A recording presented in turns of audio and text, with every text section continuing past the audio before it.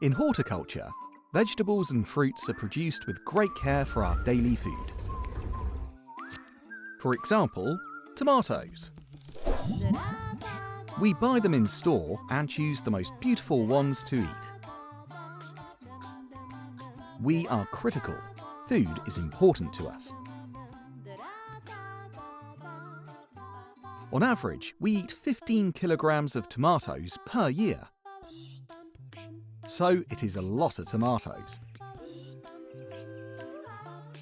Tomato cultivation does not only produce tomatoes, but also pruning waste.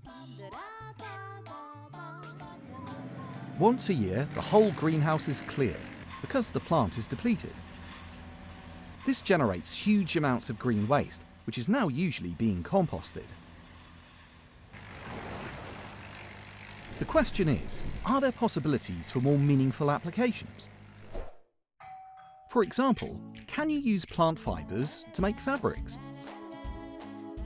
Yes, that is possible. Currently, research is being done on how to do this the best way. Soon, the first t-shirts of tomato fibres will be made. More sustainable tomato clothing will follow.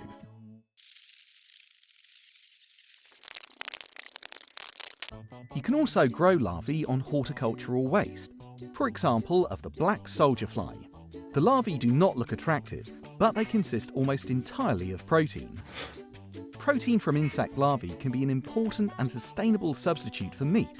The first insect farms have already started, but there is also a lot of research going on. For example, how to harvest the eggs in the best possible way that shall develop into larvae. In addition to green waste, there is also many residual vegetables and fruits in horticulture, because they have different shapes or colours. You can combine and process those in alternative food products. For example, with fermentation, you can also make a delicious dip. This is not only a sustainable product, but it tastes good as well. Because of overproduction, for example in hot weather conditions, thousands of tons of tomatoes can be left over. Instead of throwing that away, you could also use it to make passatas or health drinks. This has already been fully experimented with. Another fine example is the use of horticultural foliage and stems in chipboard. During its production, they can be added to the wood chips. This creates a special building material. In addition to tomatoes, a lot more crops are cultivated in horticulture which generate green waste. What can you do with this, and what is the best option? It makes sense to look at that with an expert.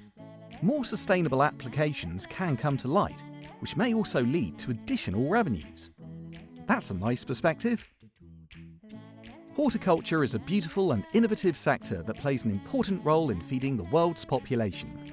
A lot is already happening to produce the best vegetables and fruits, but the side streams can be used even more effectively than at the moment. A great challenge for the future, horticulture can thus become even stronger and more sustainable.